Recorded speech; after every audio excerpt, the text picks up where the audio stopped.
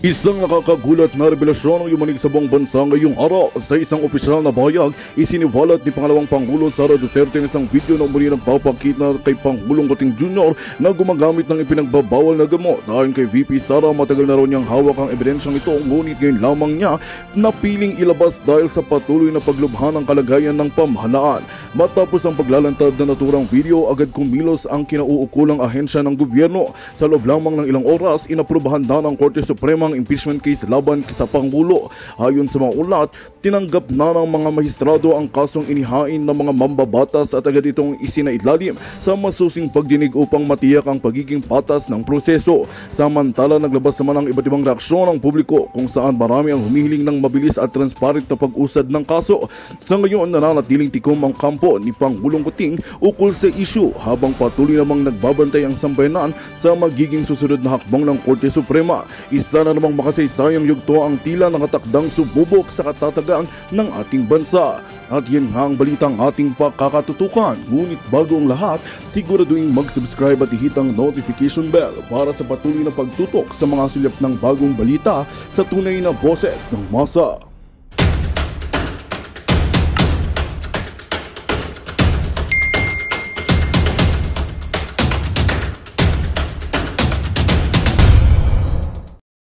Marcos dahil alam mo yun, yung damay kasi talaga siya. Damay siya kapag sinabi ang bangag, adik, na parang wala siya ayos ang presidente. Tapos siya nandun, alam mo yun, parang masyadong ang weird. Ang weird talaga, promise. Di ko alam kung paano kinakaya ni Amy Marcos makipagplastikan talaga. Hindi ko talaga alam. Sobra. Ayan o, nandiyan siya sa gilid. Ang advice ko lang talaga sa iyo sa panahon na ito at sa darating na mga araw ay magpalit ka na po ng apelido mo.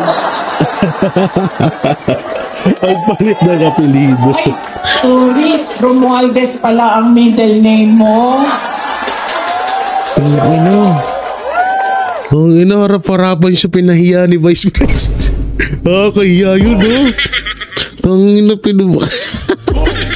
ginagawang laruan na lang si Amy. Ito, sorry ha. Ginagawang laruan na lang si Amy Marcos. Nakakaya ka, Amy. Tangina, para lang sa gagawin kang laruan. Ay! Oo, kahit magkaibigan kayo, parang ang pangit. Bagay, totoo naman yun. Hindi naman kailangan ng itanggi kasi Amy Romualdez Marcos talaga ang middle name ni Amy Marcos saka ni Marcos Jr., diba? So, nakakaano lang, parang ang weird lang, no? Okay. Sabi ko nga, matino na tao, si Senator Amy Marcos. Noong isang araw, nasa ferry ako sa Toledo, Cebu. Patawid kami papuntang San Carlos City sa Negros Occidental. Tumawag sa akin si Pangulong Duterte. Sabi niya sa akin, idiretso ko na daw na sabihin sa inyong lahat ay nakikiusap na iboto ang 10 kandidato ng Duterte. Diretso. Mamaya, ma'am, idagdag kita. Sandali lang.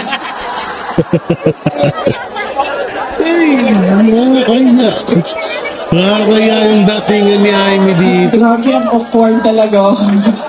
Grabe. Kabado. Hindi ikaw ang pinapahirapan ko, ha? Ikaw ang nagpapahirap sa akin ngayong gabi na ito. Hihirapan ako kasi alam mo, magkaibigan tayo.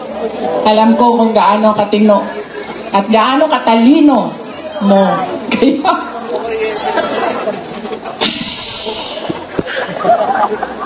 Ang hirap talaga nung kasi pag binanggit mo ang Marcos, damay pa rin siya. Ang masama kasi niyan, sumasama siya. Ito pa kasi sinasama, BP Sara. Eh kasi bisan magpaiwan siya amo. Ikaw tuloy nahihirapan dyan, oh. Yes, ma'am. Ay, okay lang, ma'am. Thank you. Thank you. Ma'am. Ano kasi ako, ma'am, na parang malunod gani. sa tawag na, nalilita ko sa hangin, ma'am. Pag may hangin, nahilo. Tumawag siya sa akin at sabi niya, idiretsuhin ko na daw kayo.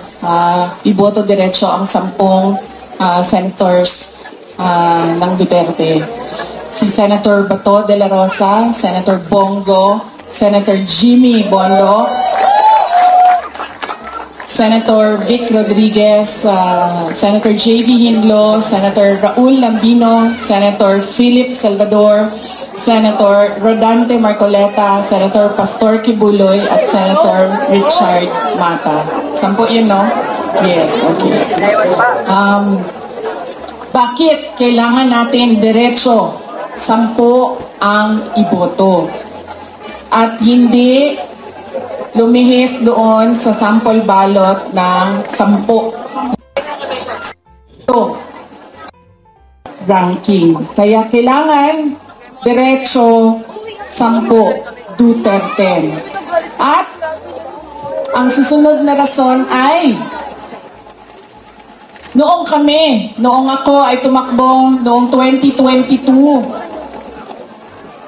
Ang plataforma namin ay pagkakaisa at pagtutuloy ng nasimulan ni Pangulong Duterte. Pagtutuloy ng pagbabago. Unity at continuity.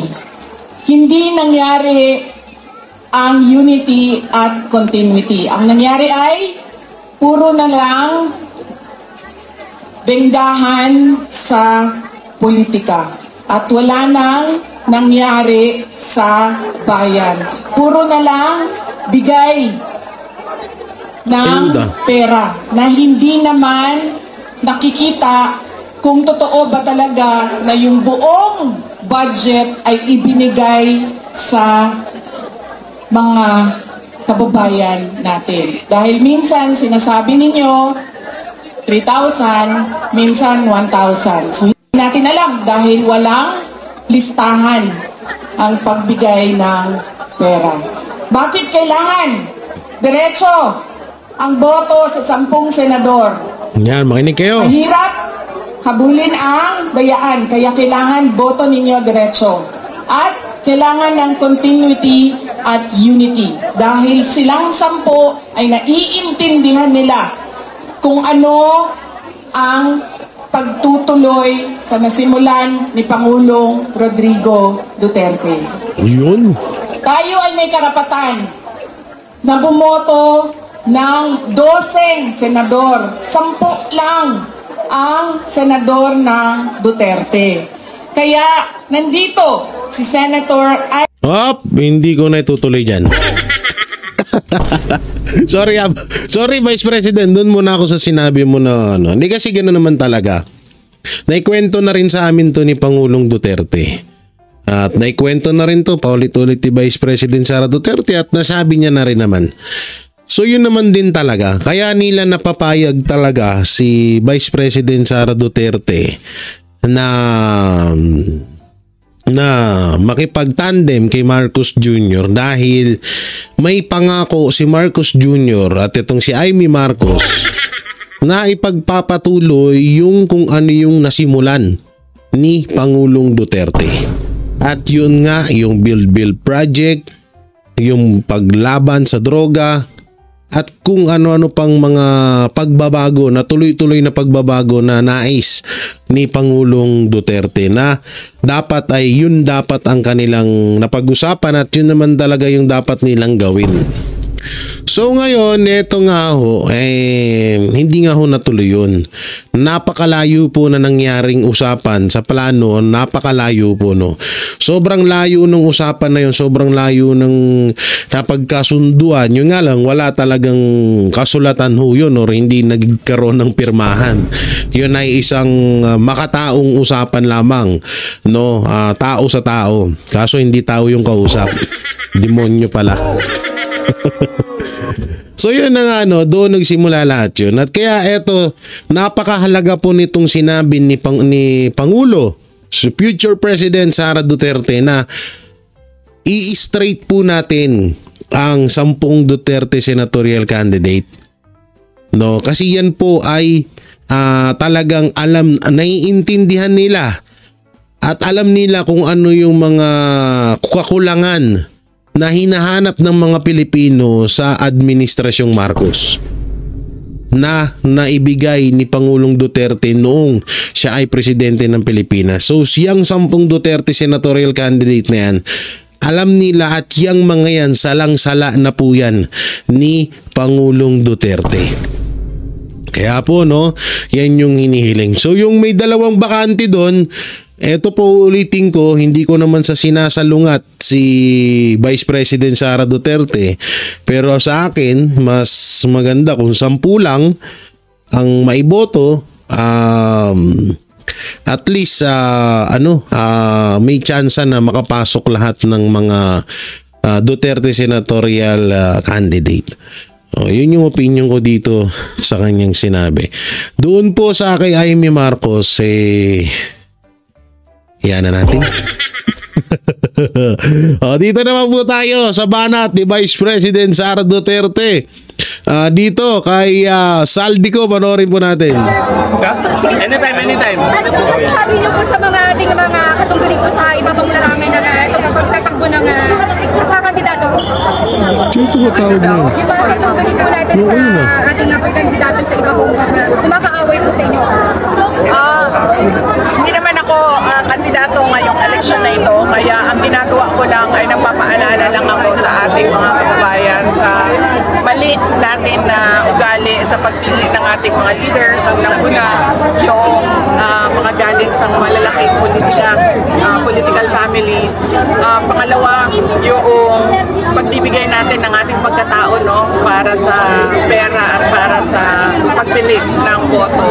At pangatlo, yung hindi na natin tinatanong dahil kung sino lang yung naaalala natin na napasaya tayo, napatawa tayo, sumayaw at kumanta noong kampanya, yun lang yung naalala natin. Hindi na natin tinatanong ano ba ang pangako ng kandidato na ito noong siya ay tumatakbo. Ang halimbawa na lang dyan at alam na nating lahat ay tulad nung nangako ng 2022 si BBM na 20 pesos per kilo ang bigas. Nakalimutan ng 3 taon yun. Ngayon may halala na naman 20 pesos per kilo ang bigas na naman ang usapan at sinasabi ng administrasyon. So yun yung mga paalala ko. Dapat pag-uwi natin yung ugali natin na sa pagboto para meron tayong nakikita ng mga bagong leaders at meron tayong nakikita na pagbabago sa ating bayan. Last question please, last question. Decision of you to go to third ng mga house elements like Joel Chua and kahapon kay Congressman Valeriano. Is it deliberate? And bakit yung mga distrito na yun pinuntahan? Dahil inimbita ako ni Mayor Isko Moreno Dumagoso dito. Kaya nagpapasalamat din ako sa grupo nila kay Mayor Isko dahil pinahiram nila ako ng stage at microphone at kuryente, ilaw para mapaabot ko yung mensahe ko sa taong bayan. Thank you. Kumusta po preparations for the Kumusta po ang Putang ina! Kahit si Vice President Sara Duterte hindi marinig. Tayo na, kung mag-interview kayo kayo maingay, sabay-sabay kayo mga yudipunggol kayo. Putang ina yan. Ang ingay, binarinig ba kayo? Ang hirap pakinggan o, sakit sa tenga, buwisit na to. Yung preparations natin namin sa impeachment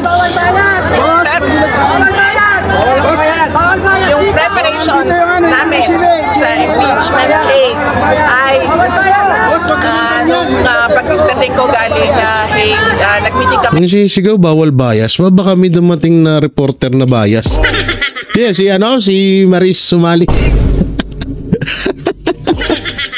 Ay, lako kawawa yung mga reporter. Ng mga abogado at inisa-isa namin yung mga articles of impeachment at inisa-isa din namin yung mga witnesses na kailangan namin para sa pagdepensa noong kaso. Last question, Red. Last question. Oh! Ma'am, sorry po ma'am. Ma'am, hindi ako nakatanong sa inyo ma'am. Ma'am, ano? Una, meron kayong do not vote list, yung go party list. Ano yung mga party list na hindi ko ma'am? I-recommend yung wag iboto ma'am. Ay, nako. Yan na, ito daw yung mga party list na wag nyo daw iboto at ang irerekomenda ni Vice President Sara Duterte. Pakinggi. Ayan. Ayan ang sagot ng taong bayan. Narinig ninyo. Unang-una, sabi ko nga, tingog. Ingay talaga, grabe.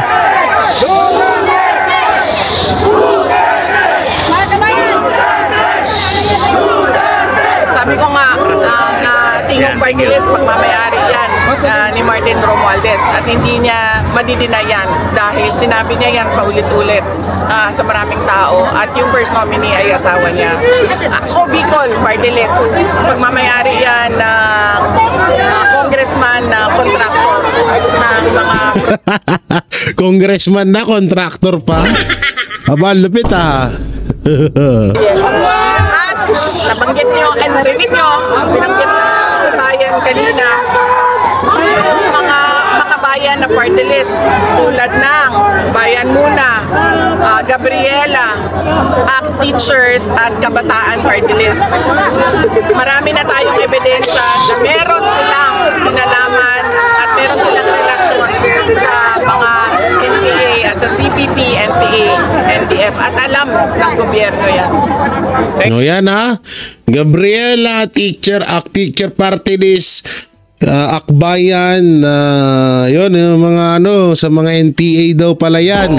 Yung Ako Bicol, yan, wag nyo rin iboboto yan. Tingog Party List, ako po, yan pa isa. Meron pa dyan yung sa Tulpo, nakalimutan ko yun, ACA ba yun? Tsaka yung isa pa, yung One Pack Man, ako po. Marami dyan, alam nyo, kung ako magsasayta sa inyo, ito pagpipilian nyo to. PPP Party List, Bisaya Gyud ni Greco Belica, Ipano Party List nila Doc Lorraine Badoy at ka Eric. Meron pa isa PDP. Meron din party list ang PDP. Duterte Youth Party List, meron din. Basta mamili ho kayo doon. Wag lang ho yung mga nabanggit ni Vice President Sara Duterte at siya mismo. Sinasabihan niya na ho kayo na wag nyong iboto yung mga kupal na yun. Kupal. Ay, nako. So, ito na nga. Handa na ba kayo mapanood ang video leaked ni Marcos Jr.? Kayo ba ay nakapolident na? Baka malaglag yung postisyon nyo eh. Kayo ba ay handa na? At kayo ba ay ready na sa mga ganitong larangan na video? Medyo maselan po ito. Medyo hindi nyo ata masisikmura. Dahil sobrang nakawan po itong video na to.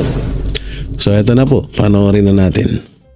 Kung pag-uusapan po yung per administration, pwede nyo ho ba kaming bigyan ng overview? Sino ho yung malakas umutang? Sino ho yung medyo tipid?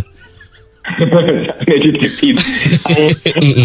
ang pinaka-grabing umutang actually, buwanan umutang ng mahigit 200 bilyong piso kada buwan itong Marcos administration. Tinalo pa niya actually yung Duterte administration na kahit na dun sa kasagsagan ng pandemya ay nag-average naman ng 131, hindi naman lang, pero 131 billion pesos buwanan yung inuutang ni Pangulong Duterte. Ang pinakamatipid sa mga nakarang dekada, well, yung pagkatapos sa martial law, si Cory Aquino, nasa less than 6 billion buwan na ang inuutang niya. Pero ang all-time champion ng Pilipinas pangutang, si Pangulong Marcos po. Yan rinig na rinig nyo. Ayan po yung binabanggit ko. Ayan po yung binabanggit ko na leaked video. Kung sino ang grabe umutang or pinaka-corrupt na presidente sa kasaysayan ng Pilipinas. Ito, tingnan nyo. Pansinin nyo maigi. Pangulong Duterte, 4.45 trillion in 6 years. So 6 years po Isang termino niya yun sa pagiging presidente. Samantalang, ang partida, may pandemya pa hong nangyari noon. May pandemya na nangyari. May buong Pilipinas, hindi lang isang lungsod. Hindi lang Maynila, kundi buong Pilipinas po, no, ang nangyari yung trahedyang yun, no? Samantalang kay Bongbong Marcos, makikita ho natin na mayroong pong 4.65 trillion in 3 years. Biruin niyo po yan ha. Wala ho nangyaring pandemya dito. Pero merong 3 years na utang. Merong 4.65 trillion na utang sa loob ng 3 years. Samantalang kay Pangulong Duterte 6 years, magkano lang? Nagkaroon pa ng pandemya. O ngayon, sabihin nyo sa amin, anti-clear, kung sino ang mas corrupt sa inyong dalawa. Dito sa dalawa. Eto, may build project. Marami tayong ebidensya niyan. Eto, nagkaroon pa ng pandemya sa Pilipinas. Kaya siya nagkautang. Paano kung wala pa? Di magkano lang nautang ni Pangulong Duterte noon? Eto, malupit 3 years pa lang, may 4.65 trillion na. Wala namang build project. Kawawa tayo dyan. Baka sabihin nyo, fake news na naman kami. Balita po yan. Eto, sisihin nyo itong istasyon na to. Pobreng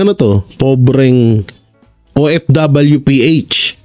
Yan po ang sisihin nyo yung palabas na yan. Ako'y nag-reaction lamang. At ito po ay hindi fake news dahil nakabook naman po yan. Nakamarka naman po yung mga inutang ng mga presidente. Nakatalata naung po yan. So hindi matatawag na fake news yan. Tingnan nyo dito, obvious na obvious talaga kung gaano kung gaano ang nakawan sa gobyerno natin. Malamang sa malamang pag natapos etong termino ni Marcos Jr., tangina kawawa Pilipinas, baon na baon po tayo sa utang. Kaya kailangan talaga Duterte or may bahid ng pagka-Duterte ang umupo or mamuno sa Pilipinas. Marami tayong pagpipilian. Nandyan siyempre, ang Duterte family, nandiyan si Mayor Baste, BP Sara, Pulong Duterte. Andyan din si Pastor Apollo Sikibuloy. Andyan din si Bongo, na pwede talagang maging leader sa bansang Pilipinas. Andyan din si Isko Moreno. Talagang alam nyo, talagang nakakatakot to habang patagal ang pagiging presidente ni Bongbong Marcos sa Pilipinas. Sobra pong naghihirap ang Pilipinas at maghihirap pa. Pero nyo, 3 years pa lang yan. May 3 years pang natitira. So ano na? Yan ang nakakatakot dyan. Yan ang ano ba to? Ayaw ba na niyaman? Wala na yan. No? So yun grabe Remo 3 years. Tinalo siya nung 6 years. Yung 6 years, ang utang 4.4 trillion lang.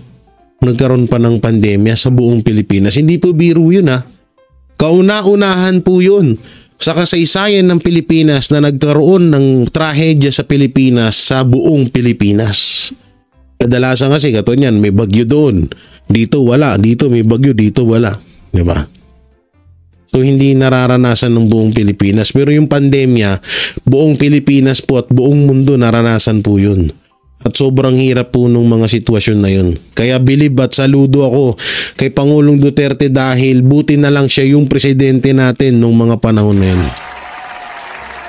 Dahil kung si Marcos ang presidente nung mga panahon na yun, sasabihin niya, anong gagawin natin?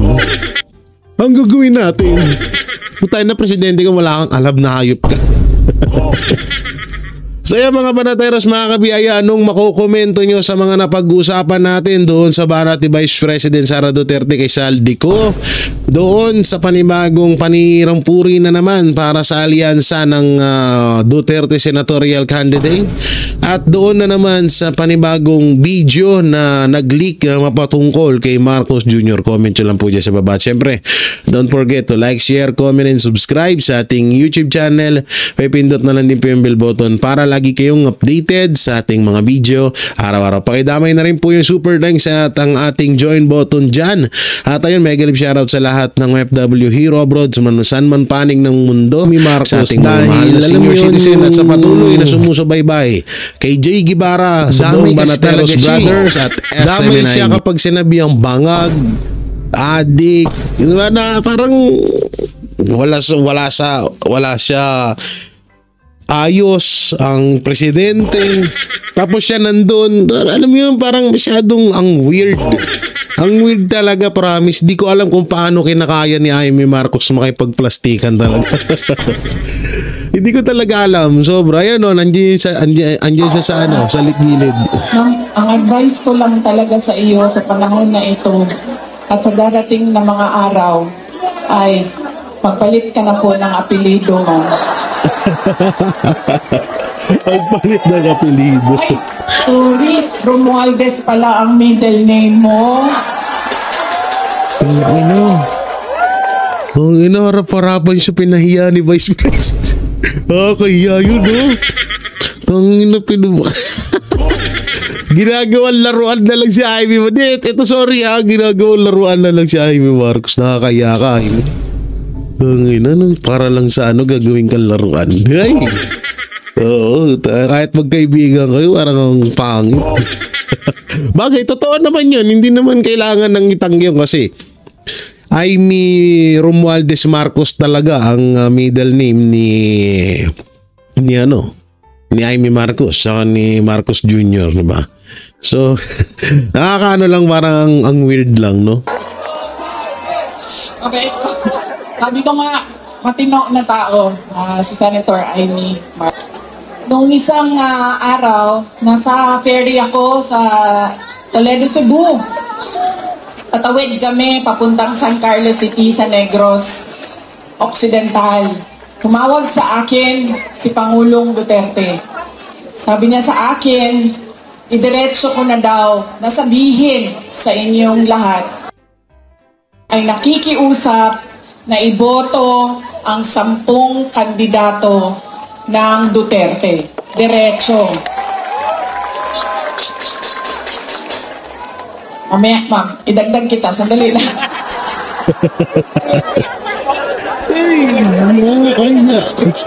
Kaya yung datingan ni Amy dito. Grabe, ang awkward talaga.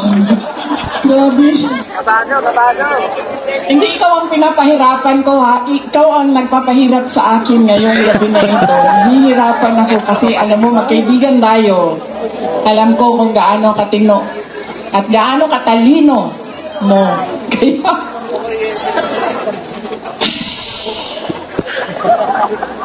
Ang hirap talaga nung kasi pag binanggit mo ang Marcos, damay pa rin siya. Ang masama kasi niyan, sumasama siya. Ito pa kasi sinasama, BP Sara.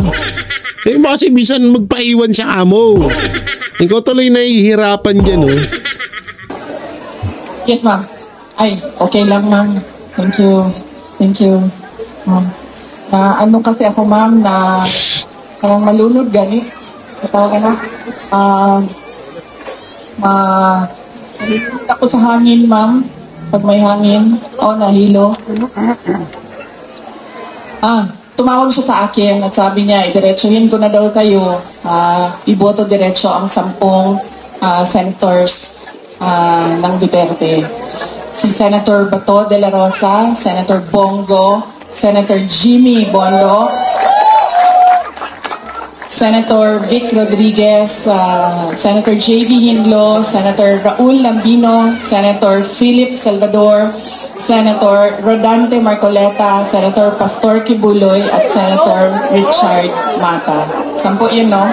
Yes, okay.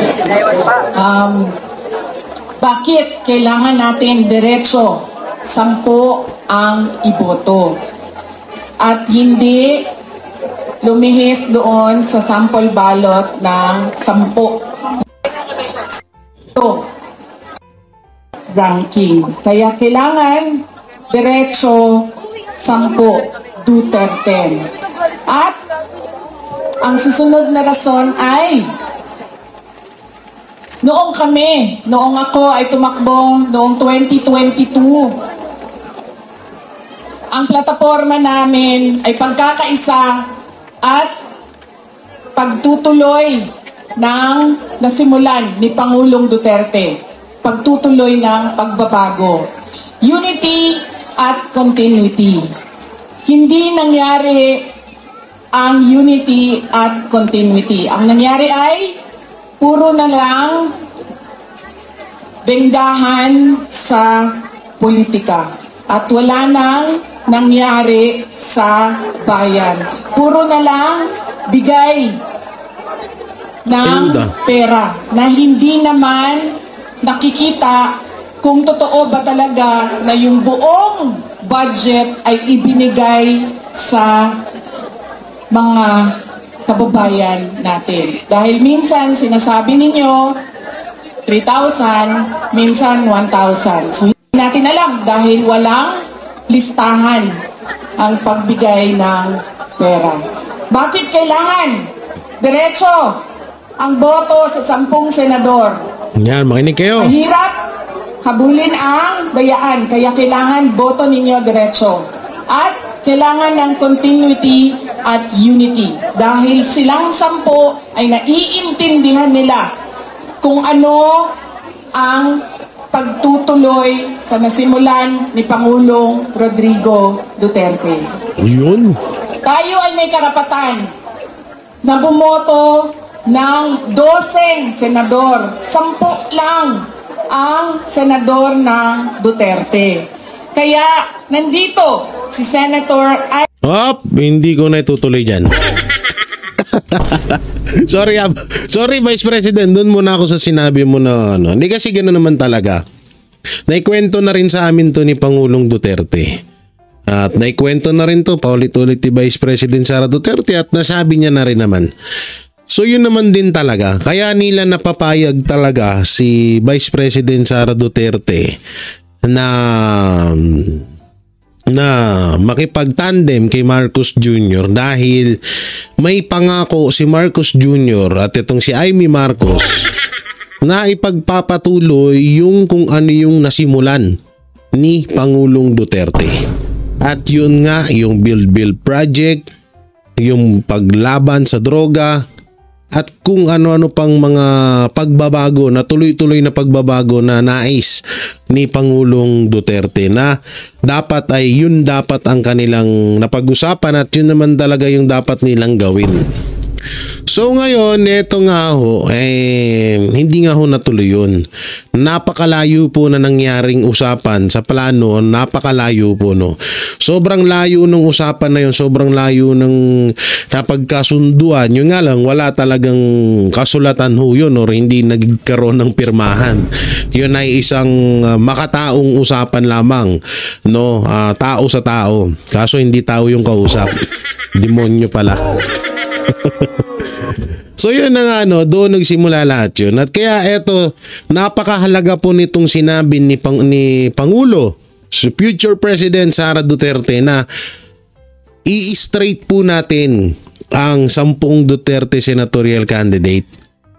No, kasi yan po ay talagang alam, naiintindihan nila at alam nila kung ano yung mga kakulangan na hinahanap ng mga Pilipino sa Administrasyong Marcos na naibigay ni Pangulong Duterte noong siya ay presidente ng Pilipinas. So siyang 10 Duterte senatorial candidate na yan, alam nila at yang mga yan salang-sala na po yan ni Pangulong Duterte.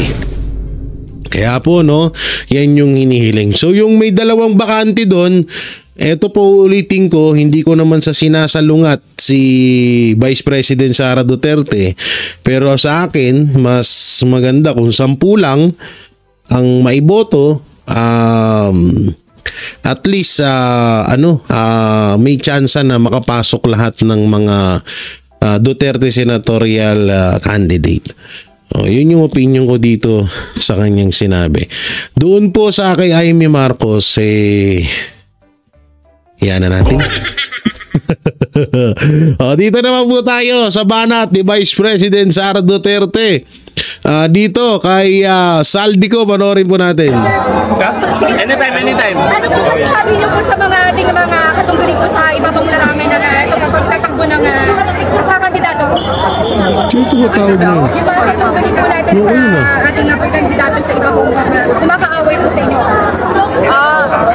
Hindi naman ako kandidato ngayong election na ito, kaya ang ginagawa ko lang ay nagpapaalala lang ako sa ating mga kababayan sa mali natin na ugali sa pagpili ng ating mga leaders. Unang-una, yung mga galing sa malalaking political families.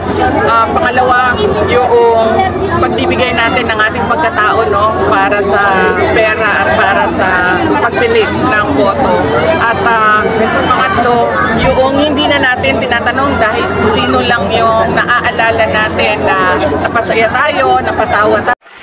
Magandang balita ang hatid namin sa inyo ngayong araw. Sa pagtatapos ng aming balitaan, nagbigay kami ng mga mahalagang impormasyon. Maraming salamat sa pagtutok at pagsuporta sa aming programa. Huwag kalimutang manatili sa mga susunod na araw para sa mga bagong balita at mga kwento na dapat nating abangan.